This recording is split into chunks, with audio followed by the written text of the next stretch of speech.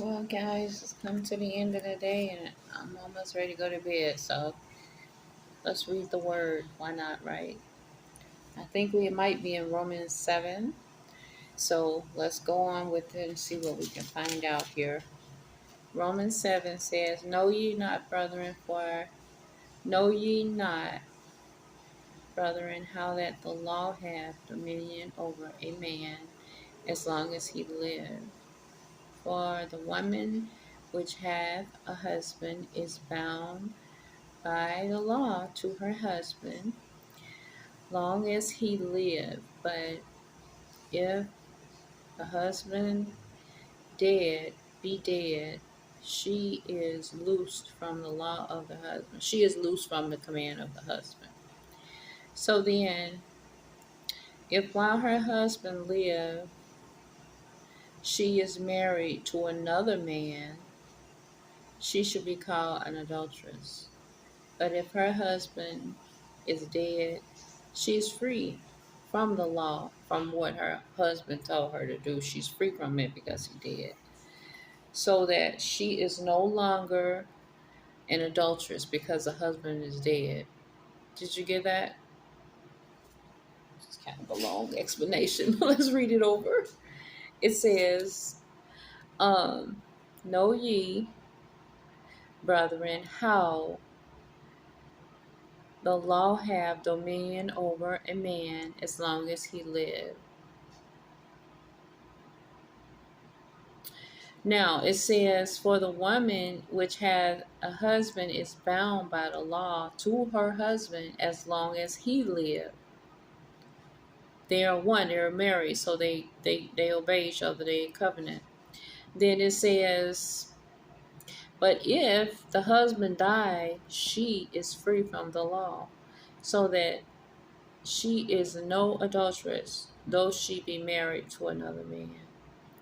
Now let's take a look at what this all means. Because back in the Old Testament, compared to then and now, it really is a difference in meaning. However, it's similar in a lot of ways. So let's look at Mark 5 and 32. I'm supposed to clear it up for us a little bit here. Let's see if we can get a better understanding. Matthew, Mark, Luke, and John. What did I say? Mark 5 and 35? I think that's what I said. Hold on, let's see. Mark 5 and 32. Okay, let's see what that means.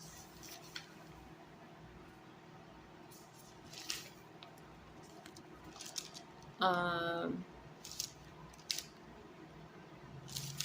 5 and 32.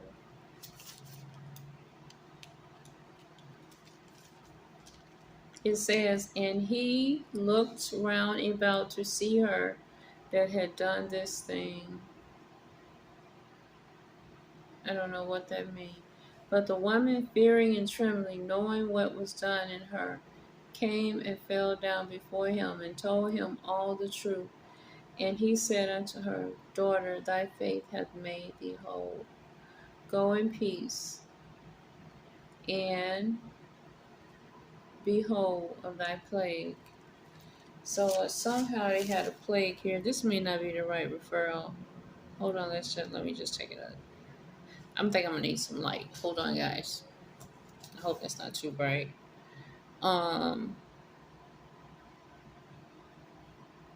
Matthew 5 and 32. It's Matthew. It's not Mark, it's Matthew. I know something was wrong. I'm like, what the heck?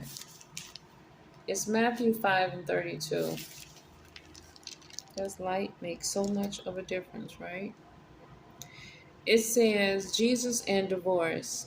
It hath been said, Whosoever shall put away his wife, let him give her a writing of divorcement.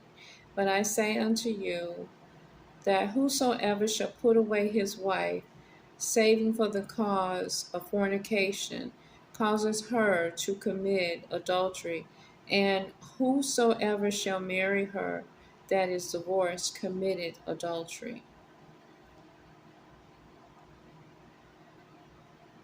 And then this reference to this, let me see. 5, 5, and 32. This would be over here, 1 Corinthians 7, 10 through 11. I'm going to read that again, but let's go to 1 Corinthians 10, 7, and 11. These are some deep truths in Romans that you have to go and look at some other areas to really get it in your head. 1 Corinthians 10 and what did I say? 7, 10 through 11.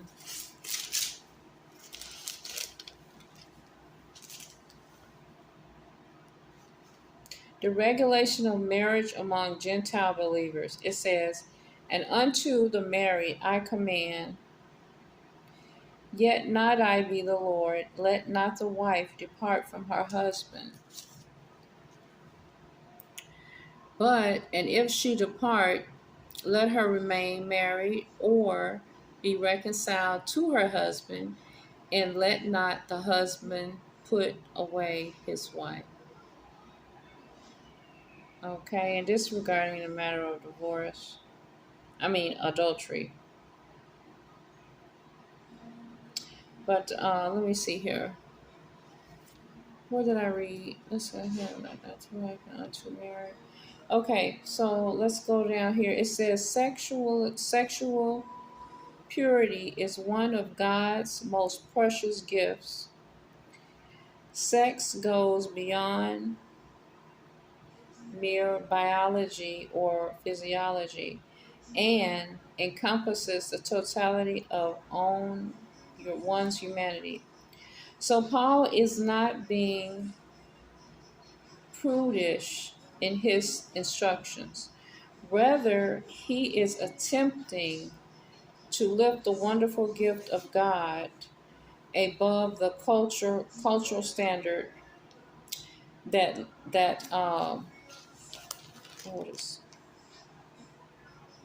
that tend to debase and demean. Many people settle for a cheap imitation of what God intends for sex in pursuit of selfish gratification. They sacrifice the freedom and miss the ultimate fulfillment of sexual fidelity within the covenant of marriage.